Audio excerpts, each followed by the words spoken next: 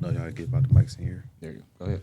What's up, everybody? It's your favorite drunk Uncle Noom Belichick calling all the plays, man. We got a special guest in the building today. We actually have two of them. Cecil, how you doing today, bro? I'm good, man. How you feeling today? I'm good, man. I can't complain, man. We're going to get into that a little later, though. Hey, Ty, how you feeling today, my boy? I'm good. It's a lot of rattling going on in my headphones over Yeah, there. I'm trying to like jack something up over here on the microphone, man. You know, y'all get about the mics in the studio. He trying to figure it out over there. I'm just gonna hold it down. Yeah. POP, hold it down. Two-tone, man. How you feeling over here, man? Man, you know what time it is, man. I'm great, man. I'm feeling great today. Yeah, man. So we're going to have a little deeper discussion than what we usually do on Drunk Unks today. You know, black mental health, you know, we go through a lot of things that we keep bottled in.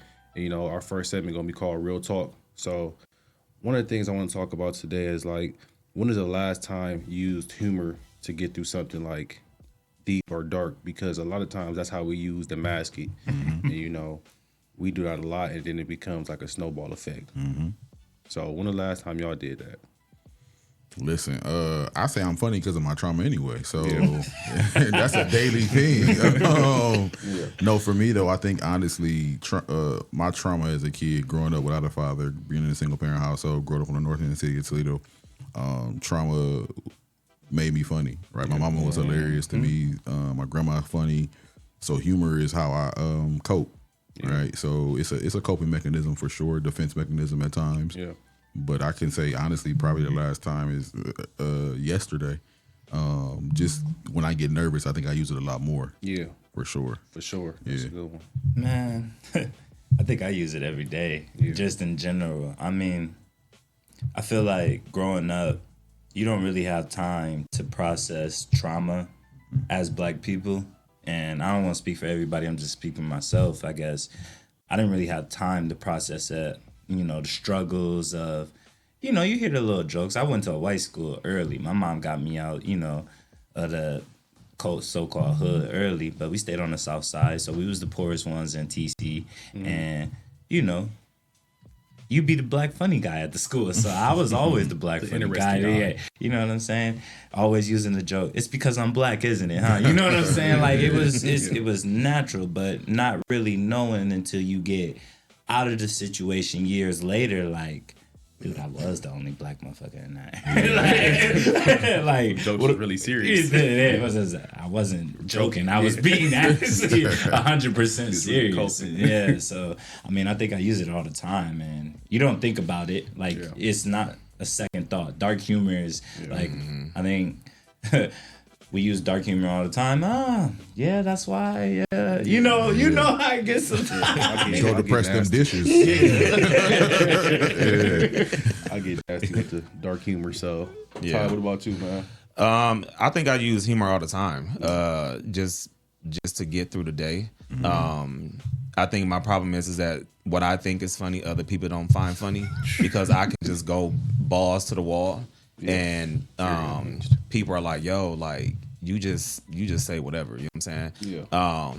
And I'm learning that that what I think is funny, some people don't like. Some people take it as an insult. So I've had to learn. And actually, that just happened to me this past Tuesday, actually, which I'll talk about on therapy this week. But no, like a friend had to check me this past week. She was like, "Yo, like, I don't know what you got going on, but like what you said, like you thought it was funny and it wasn't cool. Like, and I had to hold myself accountable. Like, what? First of all, I didn't remember what I said because we was partaking in libations. But when she told me, I was like, man, I said that to you, and I really apologized because I thought it was funny, and to her, she was like, nah, it was hurtful. You know what I'm saying? So you don't want to like hurt other people just because you're going through something. So that's good though that you took that accountability though, because some people be like, man, it's my trauma or whatever, but you're trauma dumping too though at the same time, and so it's like I just did it last night like real bad because it was some shit on my chest, and I was like, I gotta win somewhere. I always say that. I don't care. I'm gonna win somewhere. So if you make me feel like shit, I'm gonna win somewhere else. Right? Yeah. And so I was at a party last night, and people rubbed me the wrong way, and I was like, I'm getting thrown off. I'm just in there like, what? So I get in a group chat. I'm just finding stickers of people. I'm finding the craziest pictures of people, and I'm just cracking jokes like, "Oh, you dusty ass nigga!" Like, I'm like, I gotta win somewhere, man. I'm just these people that piss me off over here. So it's like I try to use it to like just break the ice, just bring myself, because I know they're gonna crack back, and it's just like I feel safe over here. This is a comfortable place for me to crack jokes, and be myself. So it's like I gotta bring myself back down to reality sometimes, because it's like I can easily lash out. Like that's the easiest thing to do is lash out, and then you're gonna be portrayed as an angry black man, which I don't want to be. So to go right off this, would we say it's easier for us to make dark humor than it is to actually for us to deal with our trauma? Which I think dark humor is trauma. Yeah. I don't know. I love me some dark humor just because it to me is funny. Right. So I'll say I'm not going to tell the story on air, but because it's not about me. It's about somebody else. Yeah, okay. But a friend of mine was dealing with a family member passing, right? And I remember she sent us a video in the group chat of her like unboxing like her family member stuff. Okay. And she was like she was unboxing it, and then she was like going through the stuff, and she was like, damn, this is dusty as fuck. Like, she was like, but it like our group chat was like, yo, like you wow. But I'm cracking up though, like weak. Mm-hmm. Like I asked her, I was like, yo, I'm like, so are y'all gonna have like, Thanksgiving or Christmas this year? She's like, what the fuck for? Like he's already like, and I was just like, but to me that stuff is funny, but like other people don't find it funny. So I think everybody's level of comedy is or what's funny is different. You know what I'm saying? I think it becomes a problem when your dark humor is like, now you're talking about like self-harm or things like that. Yeah. Now it's not funny, and now we need to call somebody. We gotta get you some help. Yeah. I had a moment like that too, Ty, but I ain't got time to beef with my family today. We can go there for hours. Because I'm we nasty. Can go there we can go there for hours. Yeah, I'm nasty with it. Because we just gonna keep it. I want to say it's right there, huh? It's right there. And it's like the intrusive thoughts is kicking in. Like, just do it. But anyways, like growing up, like what's a phrase that you heard like when you were emotional, like, okay, like I know my dad's always like, come on, man, toughen up, like, or something that made you bottle your emotions in. My mom was kind of, I grew up with my mom and my grandma. So for me, I didn't hear much of the like, put some dirt on it, that type of stuff. I feel like that was more men stuff. Yeah. I might have heard something like, you'll be all right. We weren't talking about emotions though. Yeah. So it wasn't like communicate that to me, talk to me about that, let's have a conversation, let's sit down. I wasn't hearing any of that stuff. Yeah. So I guess that was more my side of the trauma of like, I can't remember. I think my mom, the sex conversation with my mom had with me was like, if we was watching Oprah and they was giving condoms on Oprah, and she was like, "You know what a condom is?" And I was like, "No," and then that was a sex conversation. Right? Like, so I feel like when we're talking about those emotional depth conversations and shutting down my emotions, my mom wasn't doing that, but she wasn't really giving me emotional depth either. Yeah. So it's kind of twofold. Yeah. Okay. That reads. So what's the time? See, my mom, she was in the military, and she was a single parent. And you gotta think, like, her mindset. I mean, I didn't find out, really understand her mindset until, like, after, you know, obviously until we get older and everything. But she was raising 2 black boys, like 2 black men In America. You know what I'm saying? So a lot of phrase that I heard all the time was, and you know, I'm thankful for it now, is stop being a punk. Like, I was very more in tune to my emotions as a kid. You know, I cried, you know, and things like that, and stuff hurt me, and I wonder why and everything like that. My mom, she got me to stop being a punk to a point, but it helped me to become stronger and deal with shit that was like today on a 3-fold where you see niggas folding. You know what I'm saying nowadays? Because it don't get to me like that. You know, I was always suppressing my emotions and everything like that. But I'm thankful for it because I didn't understand. I used to think my mom didn't love me to a point. She was always hard. Like, you gotta think that military background.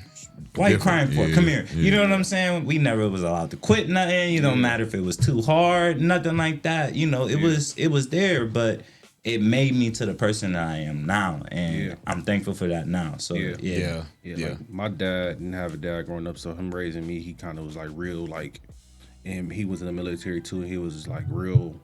My dad wasn't strict or anything, but he was real straightforward. He wasn't trying to hear no complaining, because I was an angry kid.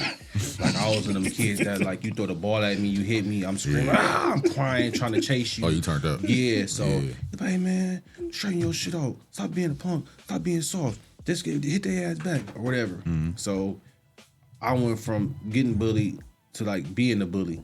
So it was like, but it was like I only did it to people who did it to me. So it was like he brought a different type of dog out of me. Okay. And it was like as I got older, he kind of started getting less and less, like kind of just, all right, dial it back. Like, but my dad never was like really emotionally available. I never seen my dad cry, but once when his mom passed away, like I never seen my dad just anything. He'd just be like, I'm about to go smoke. I'm about to just go smoke this week. I'm like, shit, you better than me. I'm in that motherfucker boo-hooing. It's not bubbling. I'm like, I can't help it. Because when that shit hits you in your chest, you just can't get past it, man. Yeah. So it's just like, it was one of them things like where I couldn't toughen up or I couldn't be hard. You feel me? I couldn't do it. Right. I didn't want to do it. Right. I'm like, I'm human. I ain't no damn robot. So I'm going to express my emotions and let this out, because if not, it's going to hurt. Yeah. I'm going to hurt someone. Yeah. So I let it out. What about you, Ty? So I was raised by my grandparents. So my grandfather was in the military as well too. But my grandmother was more like the nurturer, so I knew which one to go to. My grandparents allowed me to feel the emotion, but they never told me like how to describe it. Like I never knew like this is depression, this is anxiety, or anything like labels. that. That wasn't real. That wasn't real. It wasn't real. And so even when I got to middle school and high school, when I moved back with my mom, and you know, she didn't really believe in like like, you not depressed. What you going through? You in middle school, and I was just like, do you understand? Hard. And I used to be like, do you understand? School is hard. Like living, let alone like so I went to Maumee. So that being black out there, being one of the only few black kids in my class, and so just going through that experience on top of dealing with anxiety and depression, and you tell me like, oh, you don't have nothing to be depressed about. You in middle school. Girl, 7th grade is hard as hell. You don't understand that. Like academically, emotionally, you know what I'm saying? Like, so it was a lot of that. And then so like once I got older and I really wanted to know like, what is this feeling that I'm feeling? Like, why do I always get nervous when I go into these environments? Or why am I just laying around for days at a time? You know what I'm saying? And so like when I got older and started going to therapy, my therapist was like, hey, yo, like, this is what we call depression. This is what we call anxiety. I'm like, oh, so that's what that is. Yep. So now now that I know what it is and there's a label on it, I know now how I can control it or what my coping mechanisms need to be. But like as a kid, like it was none of that growing up. It wasn't like, what you depressed for? I'm like, I don't know. Like you should be helping me figure this out. You know what I'm saying? Ma'am, you're depressed too. Like, Yeah. Like maybe we need to go to the doctor and figure out why I'm depressed. You know what I'm saying? So Talk to somebody. we need to talk to somebody together.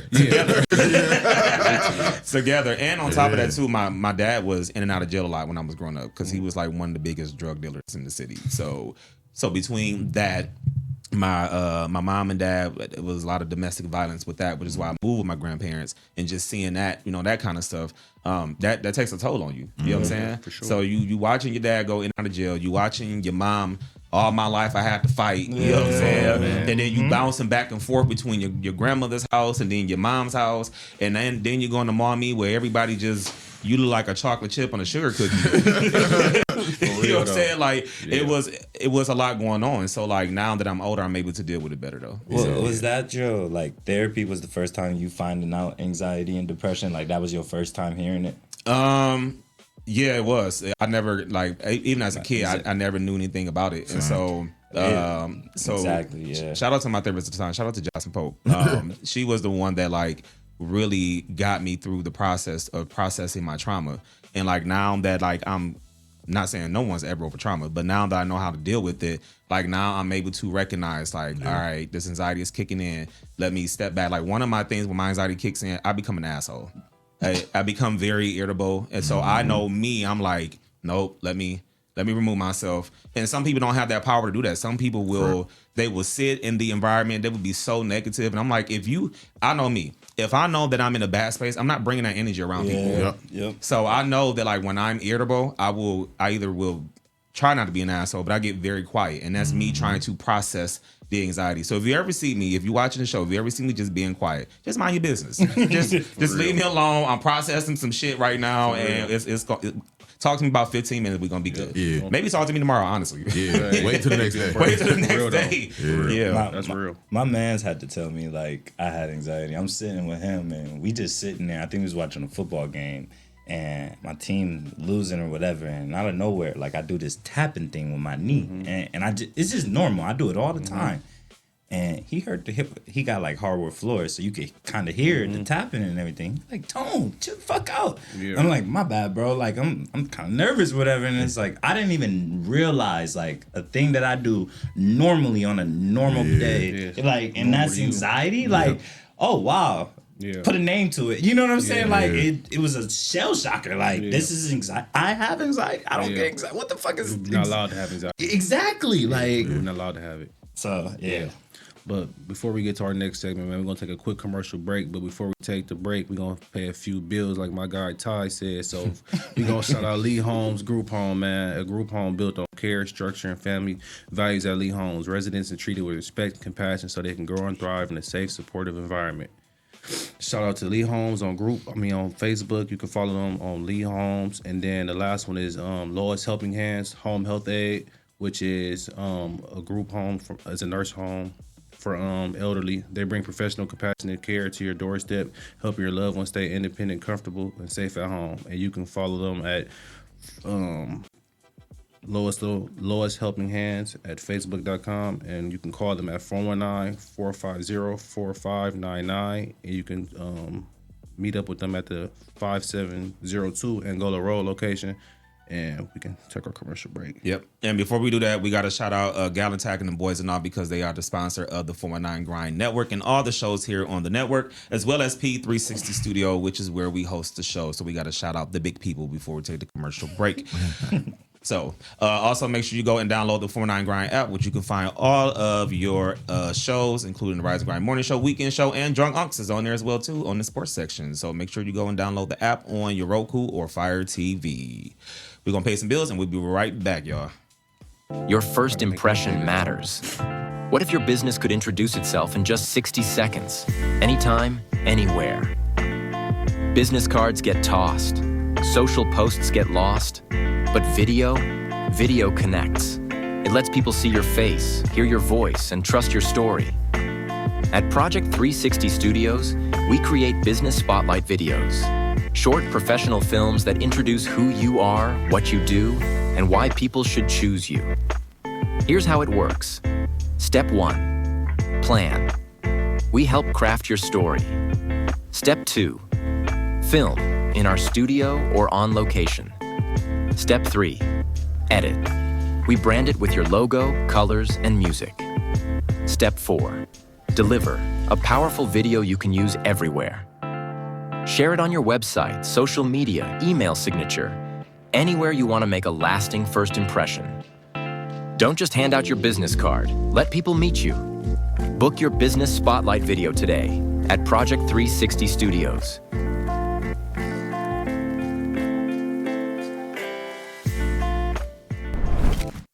All right, y'all come out here and get some of this Stacks chicken. It's the best chicken in the city. I will stand in this line as long as I have to.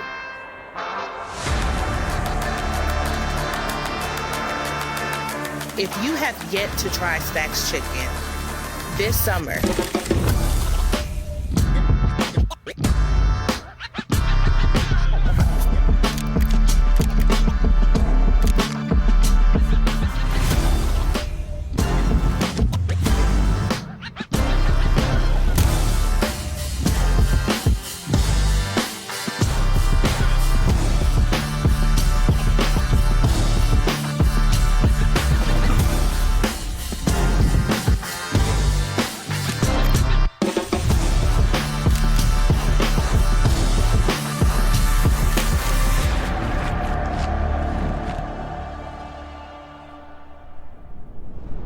Jamaican reggae kitchen.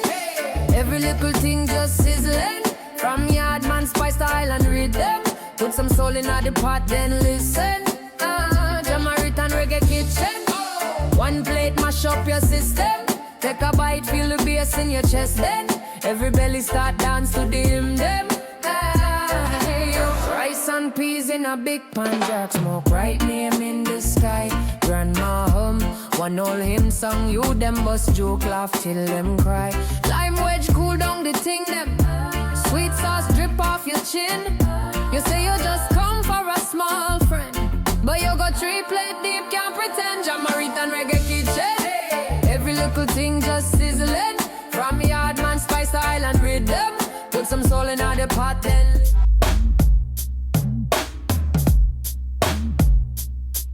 Give me one for the wake up. I'm so grateful for another day to help stimulate the mental. Time to strategize, huddle up, where's your circle? I can feel the movement radiate through the convo. Talk is cheap, turn your faith into work. I drink my second cup and put my hands in the dirt. 2 cups, drinking straight drip from the earth. Caffeinated conversation, you heard him here first. One for the wake up. One for the wake up. Two for the work. Caffeinated conversations. You heard them here first.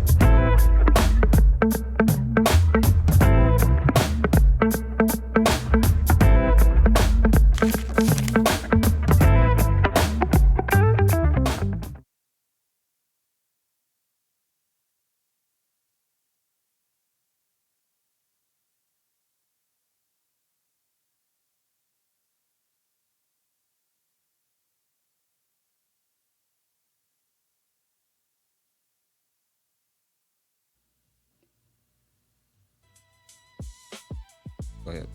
What's going on, everybody? We are back at Drunk Unks Podcast, man. We're going to continue our segment on Real Talk, man, because we had some good dialogue going on, man. So the first thing I want to do is ask y'all, like, who was the first person that you, like, showed you healthy emotion?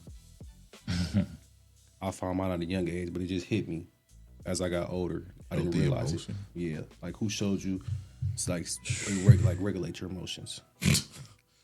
I didn't learn that till I went to therapy myself. Just to be honest, I had to go to therapy. I started off going individual therapy, and then I was married at a point in time. So before I got divorced, we went to couples counseling. That's where I learned that conflict was bad. Yeah. And I learned about emotions. Even being a therapist, I had to go to therapy to realize how to manage my own emotions. Because just because you get a degree and you go to school does not say you can regulate emotions. It just says that you now can help others regulate their emotions. Right. Yeah. You got to deal with a lot too and take in a lot too. So it's like that's a lot on you. Yeah. So going to therapy, I think, is the first time I realized, like, okay, I can regulate my emotions in that way. Because before then, I wasn't. Yeah. Genuinely. Yeah. I think for me, I think mine was my older cousin. I didn't really realize this until about a week ago when I was like I told you I was like beefing with my family and stuff. I was like, damn, he was on this like at a young age. Like he was really like setting boundaries and like he wasn't going for none of that like disrespect. He was. You can call it regulating emotions. But I think this setting boundaries is so impressive for me at a young age because I used to be like, man, why? I just always think he was weird. I used to think my older cousin was weird, but I'm like, he was way ahead of his time. Like, he was like 14, like telling me, I'm not coming because I just don't feel the need to be there if this is what's going on and that's what we're not doing anything productive, positive, and he just kind of just off the grid to himself. Yep. If you needed him, he was there. If you didn't need him, you're not gonna hear from him.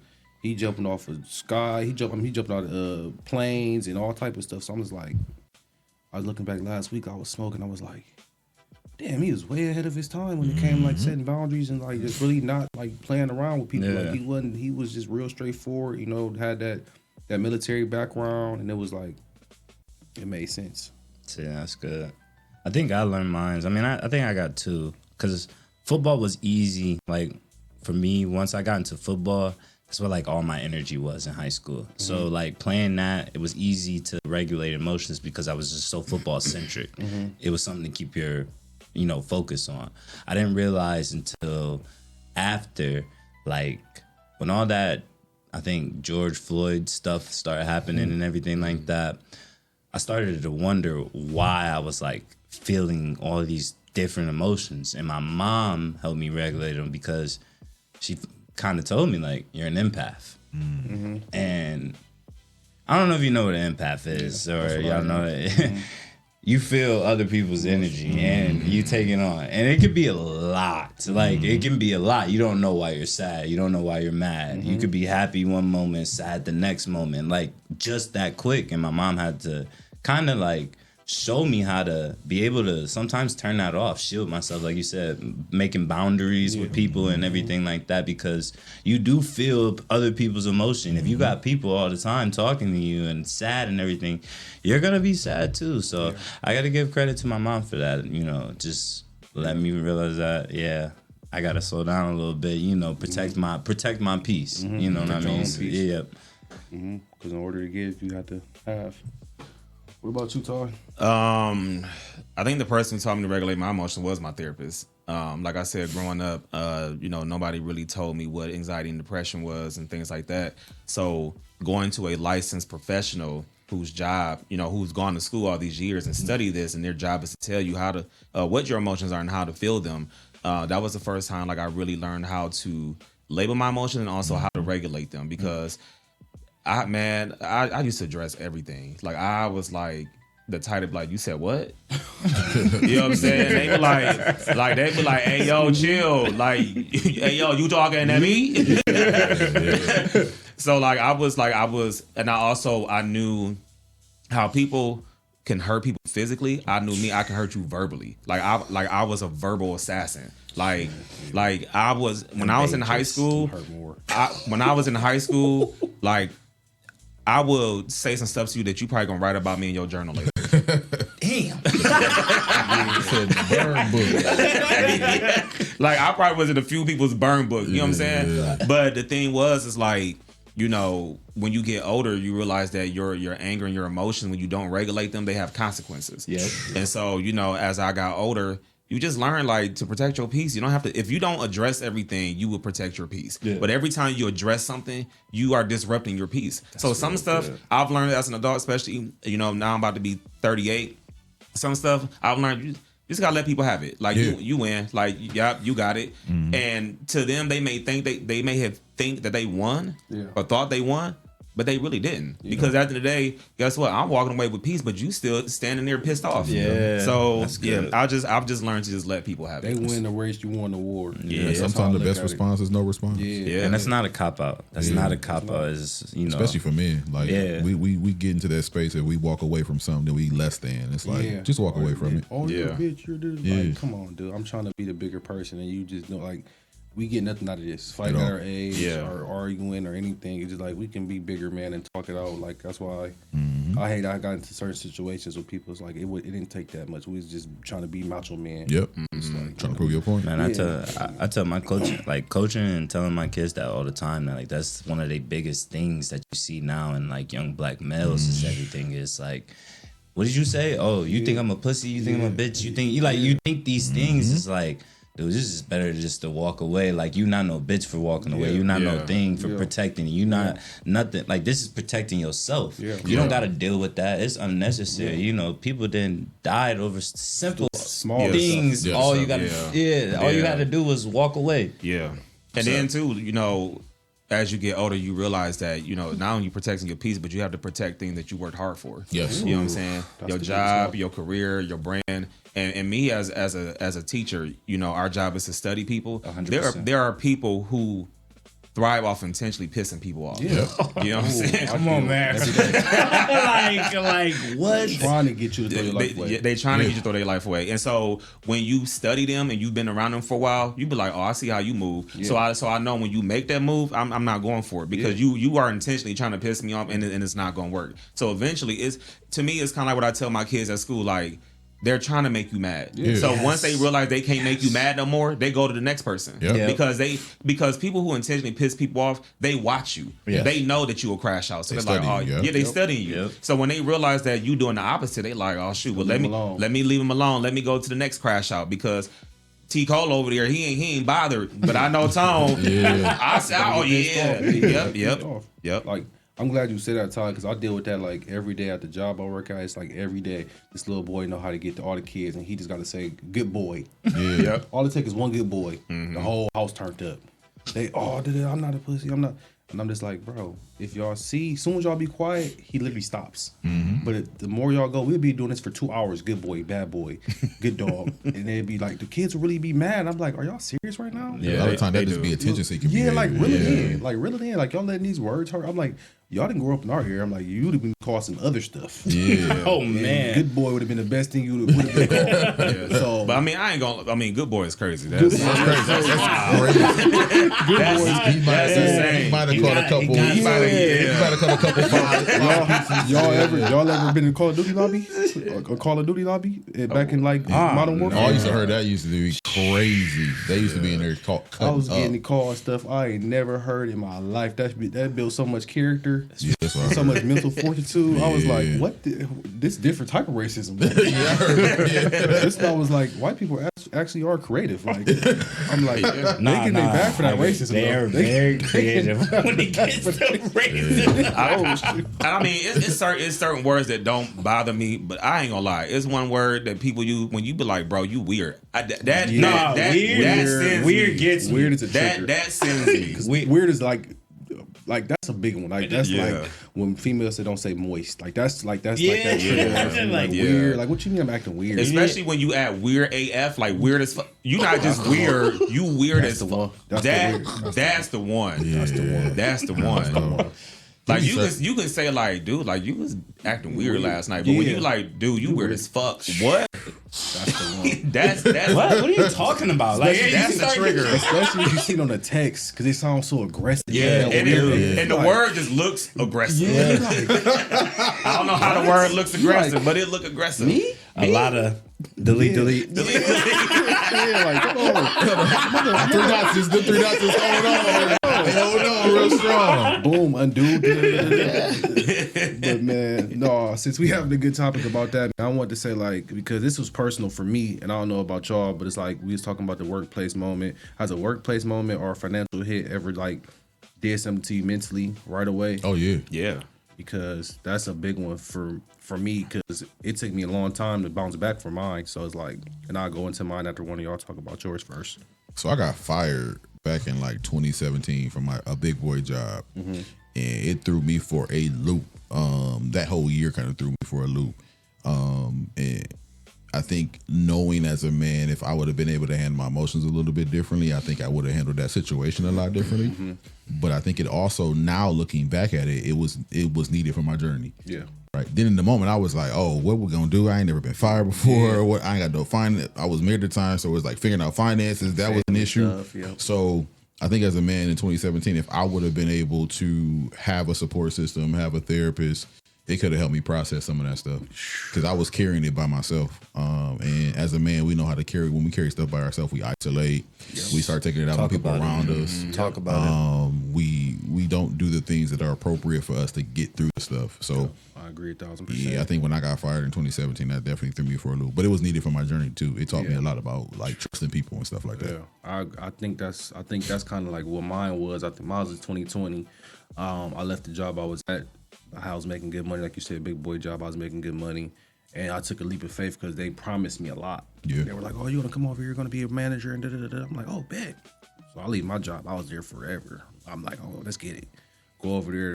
They didn't promise me the things I got once I got over there. They're like, "Oh, you gonna start on the floor? Then we gonna move." I'm like, "Nah, bro. This Somebody sound right now. Then y'all working me like a Hebrew." I'm like, So I just like, instead of just like hold my head down, wait my time, 2 months, whatever it was, I just snapped. And I was just seeing red. I'm like, y'all got me. Like, if I could have talked to somebody more than my dad, it'd have been like, okay, just stick it out because, you got your family behind you. So my dad always tell me, I got my family behind you. He always gonna say, oh, you got your family, you got to think. But it's like, I'm raging right now. I don't even want to hear from you right now. Like, I want to hear from somebody else because you're just going to keep saying the same thing anyways. So it's like, I need a different perspective, something fresh. And that put me in a deep space because financially, I had just bought a house and then I had the car. So it's like, damn, we like kind of post-COVID. It's like, it was a lot. So it was like, that put me in a hole financially. My mental was in hell for like a good year. It was causing all type of financial issues and issues with my relationship that I was in, and I'm like, yeah. But then it's funny, you was a therapist, so I ended up talking to Cecil. We had the therapy thing, and I was like, I feel so much better. I had a weight off my shoulder, because we had a different perspective. We had somebody else step in the room and hear us out and talk, And once I got back on my feet, things were good, and it was just like I needed to hear somebody different though. Yeah. Beside my dad, because they're going to just tell you what you want to hear. Right? Yeah. Most of the time, they're going to tell you what you want to hear, or to lighten the load up a little bit, to not lighten the punch up.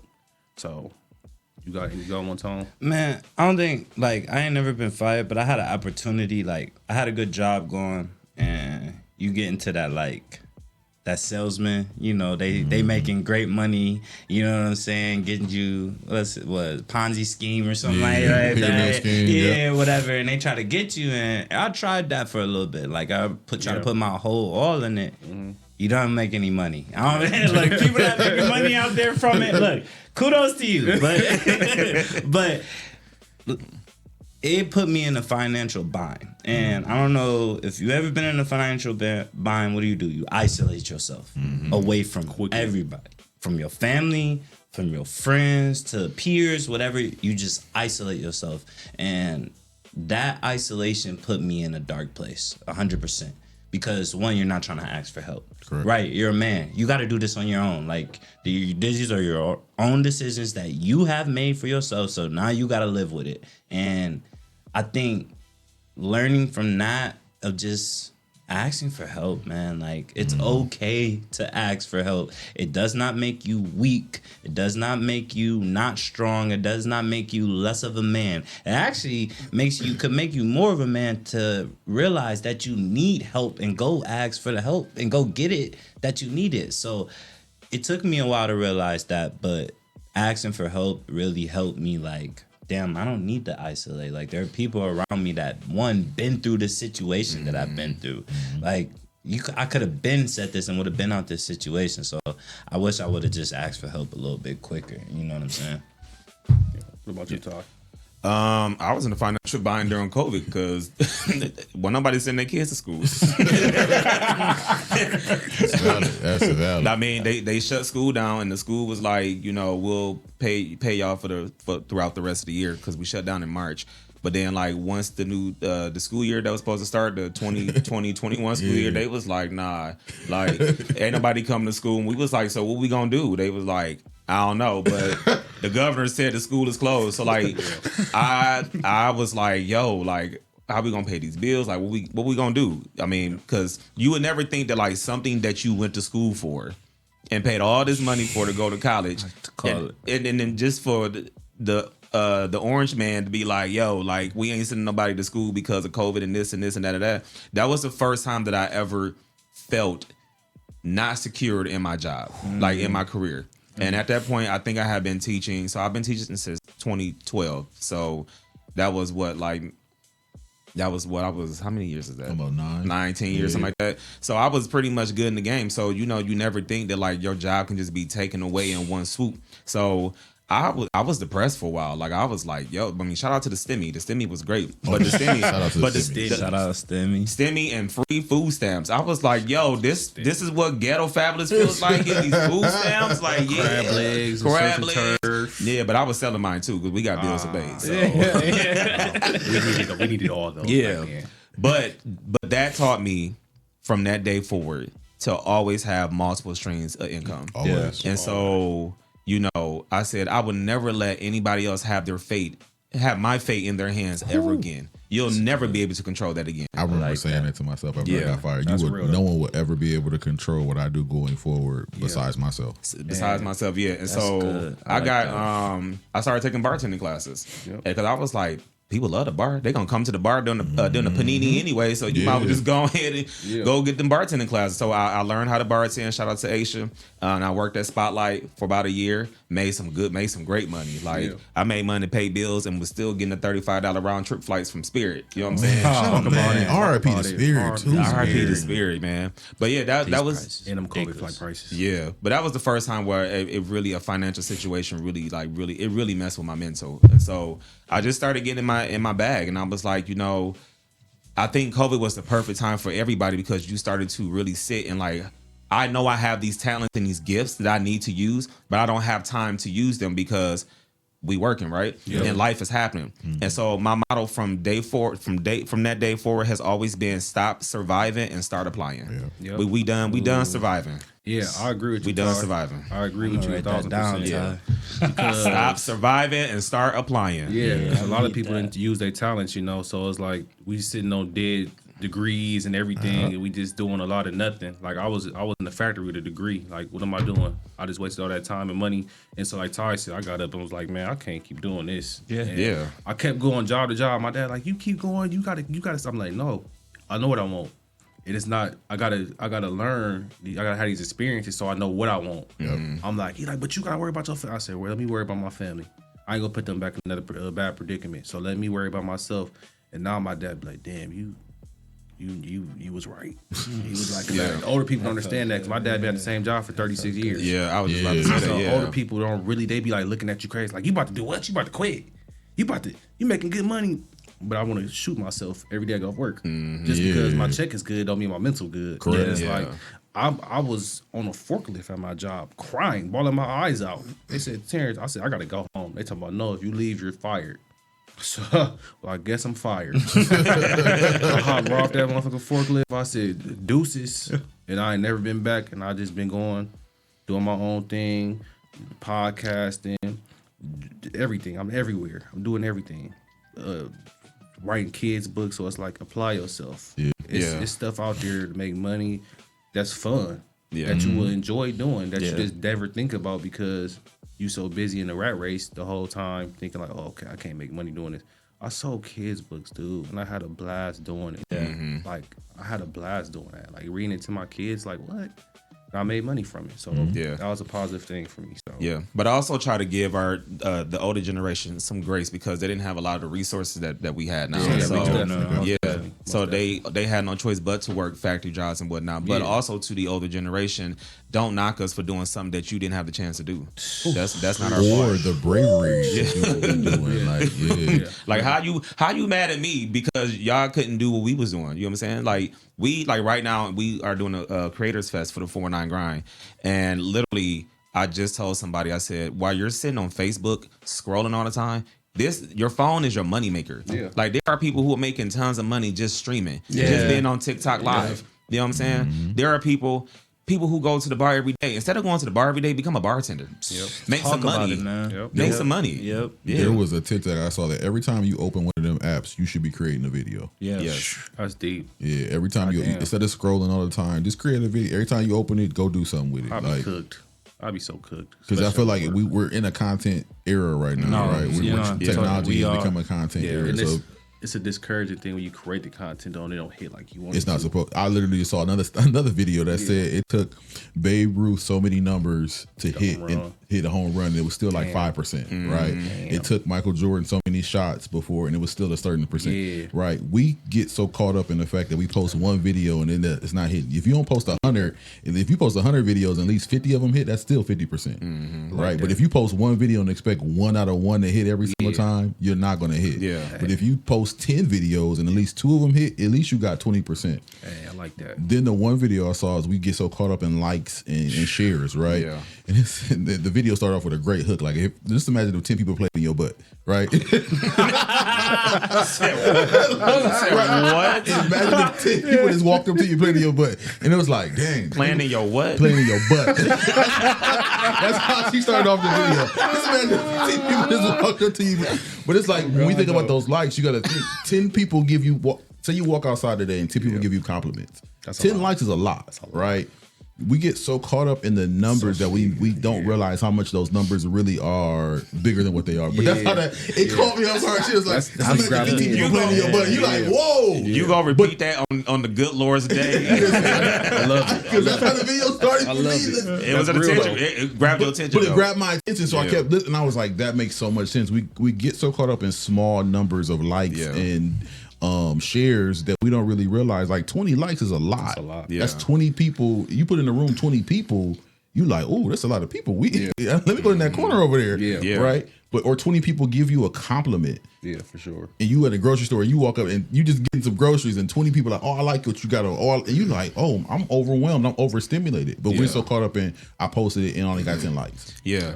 And sometimes you have to drop the content and just let it cook. Walk away. Like it's not going to hit every time. But then you think about those 20 likes. You don't know who those 20 people know. Yeah, they could share it, and next thing you know, you got a new sponsor from Yark or Taylor Kia or something. You know what I'm saying? You don't know who those 20 people know. So don't be discouraged if you only get 10 likes or 20 likes. Really, honestly, sometimes I care more about the views and I'll be looking at the likes. And people watching. People are watching. People are everywhere. Watching. Sometimes, when I look at the view, that just piss me off though. Because it don't match the numbers. Yeah, because you have 2.7 thousand views, but you have 9 likes. I'm like, but then you have to also realize, think about that 2.7 views, right? 2.7.